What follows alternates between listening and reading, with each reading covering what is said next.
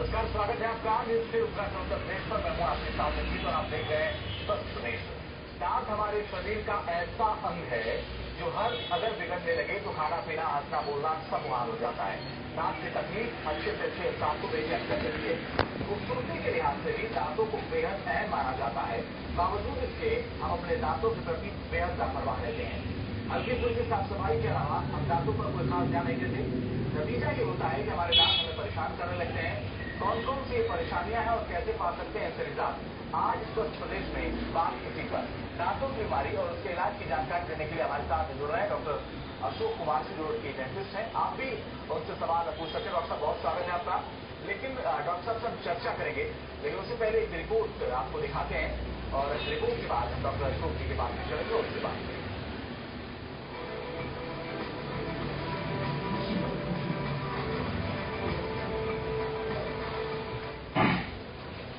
दांतों का नाता केवल खूबसूरती से नहीं है। अगर दांत ना हो तो खाना पीना और बोलना तक मुश्किल हो जाता है। लेकिन ज्यादातर लोग दांतों की साफ सफाई और देखभाल पर अधिक ध्यान नहीं देते। नतीजा ये होता है कि हमारे दांत कई तरह की बीमारियों के शिकार बन जाते हैं। अगर ठंडा या गर्म खाने से आपको दांतों में परेशानी होने लगे तो समझिए आपको कैविटी दांतों की बेहद आम बीमारी है। इसमें दांतों की परत कमजोर होकर झड़ने लगती है, दांतों में छेद हो जाते हैं, जिससे दांत कमजोर हो जाते हैं, उनमें दर्द रहने लगता है, खाने पीने में तकलीफ होने लगती है। कैविटी की परेशानी दांतों के एनेमल को नुकसान पहुंचने से होती है। एनेमल दांतों की सबसे बाहरी और मजबूत परत होती है, दांतों की रक्षा करती है, लेकिन मुंह में एसिड की मात्रा ज्यादा होने से एनेमल को नुकसान पहुंचता है। दांतों की साफ सफाई में कमी होने से जो बीमारी सबसे ज्यादा होती है वो है पायरिया, सांसों की बदबू, मसूड़ों से खून निकलना और दूसरी तरह की कई परेशानियां पायरिया की वजह से होती है। पायरिया दांतों की इतनी आम बीमारी है कि दुनिया की 90% आबादी कभी न कभी इसका शिकार बनता है। शरीर में कैल्शियम की कमी, मसूड़ों में खराबी और दांत की साफ सफाई में कोताही पायरिया की वजह बनती है। जिंजिवाइटिस मसूड़ों में होने वाली गंभीर बीमारी है, जिसमें दांतों को सहारा देने वाली हड्डियां और उत्तर कमजोर हो जाते हैं। नतीजा ये होता है कि दांत जड़ों से ढीले पड़ जाते हैं। बीमारी का समय पर इलाज नहीं किया गया तो दांत गिर भी सकते हैं। जिंजिवाइटिस का सबसे बड़ा कारण है ठीक से दांतों की सफाई न होना। सफाई के अभाव में दांतों में गंदगी जम जाती है और यही गंदगी जिंजिवाइटिस का कारण बनती है। इस बीमारी की दूसरी बड़ी वजह है हार्मोनल चेंज। शरीर में हार्मोनल चेंज से भी जिंजिवाइटिस का खतरा रहता है। महिलाओं में गर्भावस्था, मासिक धर्म और मेनोपॉज के वक्त अक्सर उन्हें जिंजिवाइटिस से जूझना पड़ता है। डायबिटीज के मरीजों को भी जिंजिवाइटिस का खतरा रहता है। इसके अलावा नशीले पदार्थ, गुटखा, खैनी, पान मसालों का सेवन जिंजिवाइटिस की वजह बनता है। मुंह में मौजूद बैक्टीरिया, लार और बचे हुए खाद्य पदार्थ दांतों पर एक परत जमा देते हैं। इसी वजह से कैविटी और मसूड़ों के रोग होते हैं, जाकर दांतों को बदरंग और दागदार बना देता है। Bureau report, news state, Uttarakhand, Uttar प्रदेश।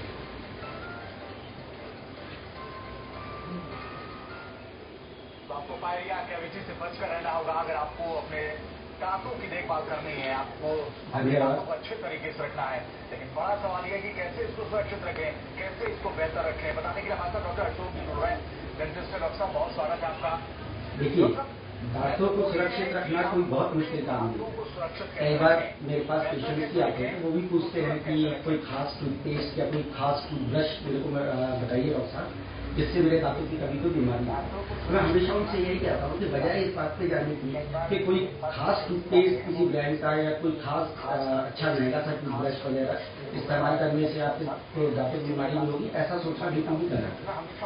आप प्रॉपर 2 टाइम ब्रश करिए, सुबह और शाम। हेलो,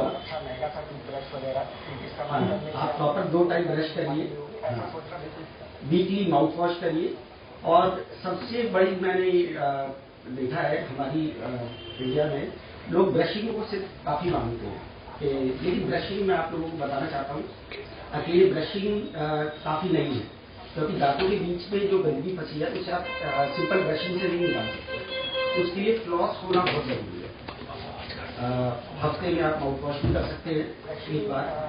और अगर ब्रशिंग और फ्लॉसिंग आप करते हैं तो मैं कह सकता हूँ कि 95% लोगों को डेंटल डिजीज नहीं है। हफ्ते में आप माउथ वॉश भी कर सकते हैं एक बार। और अगर ब्रशिंग और फ्लॉसिंग आप करते हैं तो मैं कह सकता हूँ कि 95% लोगों को डेंटल डिजीज नहीं होगी। जी मैं आऊंगा डॉक्टर साहब आपके पास, और भी बहुत महत्वपूर्ण सवाल है हमारे साथ। दर्शक भी जुड़ रहे हैं हमारे साथ। सहरसा से कुमार आनंद जी है फोन लाइन पर। कुमार आनंद जी, बहुत स्वागत है आपका, पूछिए अपना सवाल।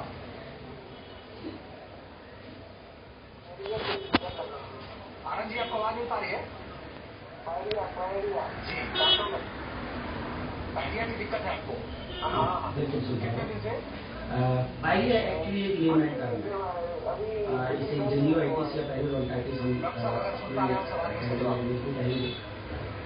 पायरिया के लिए करीब पायरिया किस तरह का है, उसमें कैल्कुलस जमा हुआ है या नहीं, इस सब बात पर डिपेंड करता है। तो मैं इनको ये सलाह दूंगा सबसे पहले अपने आसपास किसी डेंटिस्ट के पास जाके एक बार जनरल चेकअप कराएं। उस जनरल चेकअप में जहाँ तक है इनको शायद स्केलिंग की यानी दांतों की सफाई कराने की जरूरत पड़ेगी। उसके बिना सिंपली अगर ये सोच रहे हैं कि ब्रश वगैरह करने से कैल्कुलस वगैरह खत्म हो जाएगा या मुंह से बदबू आनी बंद हो जाएगी, तो ये कम चांस है। सफाई से इनका इम्प्रूवमेंट हो सकता है। उसके बाद ये कुछ ध्यान रखें तो नहीं हो सकता है।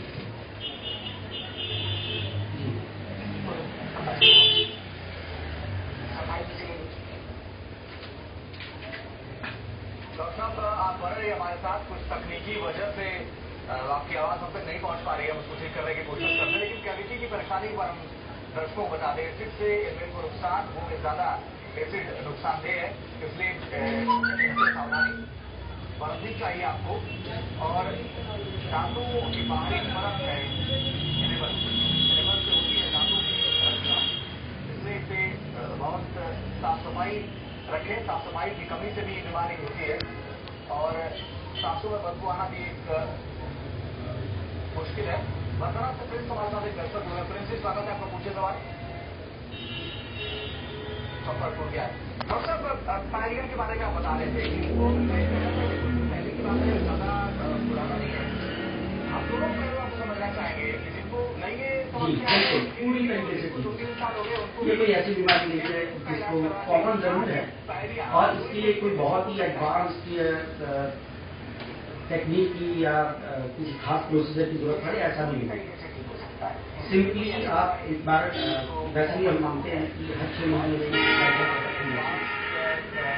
चलिए आप 6 महीने नहीं तो साल में, 1.5 साल में तो कम से कम एक बार डेंटिस्ट के पास जाइए। पायरिया जो जिसे ज्यादातर लोग कहते हैं, मेरी क्लिनिक में भी लोग आते हैं, वो जिसे पायरिया कहते हैं, पायरिया तो मैंने जैसे पहले भी कहा कि वो एक लिगामेंट टर्म है। जनरली हम इसे जिंजिवाइटिस या पेरियोडोंटाइटिस कहते हैं। इसमें टार्टर जम जाता है दांतों के बीच में, वो आपको प्रोफेशनली हटा मारेगा। इसे वो अपने आप ही तो ब्रश या वो करके ठीक करता है। बल्कि अगर ये दिक्कत ज्यादा बढ़ेगी तो उसके बाद कई लोगों को ब्रश करते वक्त खून भी आने लगता है। तो मेरी यही सलाह है कि आप पास के किसी डेंटिस्ट के पास जाएं और दांतों की सफाई कराएं अच्छे से। उसके बाद आप खुद भी उसका ध्यान रख सकते हैं, और एक रूटीन चेकअप जरूर डेंटिस्ट के संपर्क में रहें, साल में जरूर कराएं। तो मेरी यही सलाह है कि आप पास के किसी डेंटिस्ट के पास जाएं और दांतों की सफाई कराएं अच्छे से। उसके बाद आप खुद भी उसका ध्यान रख सकते हैं, और एक रूटीन चेकअप जरूर डेंटिस्ट के संपर्क में रहें, साल में जरूर कराएं। ठीक है। अगले दर्शक हमारे साथ काशीपुर से नीरज। नीरज जी, बहुत स्वागत है आपका, पूछे तो सवाल। संपर्क नीरज भी टूट गया है। बलिया से एक दर्शक हमारे साथ जुड़ गए हैं, नीरज जी। नीरज जी, स्वागत है, पूछे अपना सवाल। नीरज जी, आवाज नहीं पा रही है संपर्क में। डॉक्टर साहब, एक महत्वपूर्ण बात आप कह रहे हैं कि डेंटिस्ट के संपर्क में ये बेहतर है कि अगर आप दांतों की सुरक्षा चाहते हैं, मगर जिनको 2-3 साल पुराना पायरिया है, जो लंबे वक्त से इसको जूझ रहे हैं, जिन्होंने लापरवाही कर दी, उनके लिए क्या ये राहत की बात है कि ये बीमारी पूरी तरीके से ठीक हो सकती है? आपको थोड़ा समझदार होना पड़ेगा, आपको थोड़ा बेहतर करना होगा, आपको थोड़ा एक्टिव होना पड़ेगा। बिल्कुल।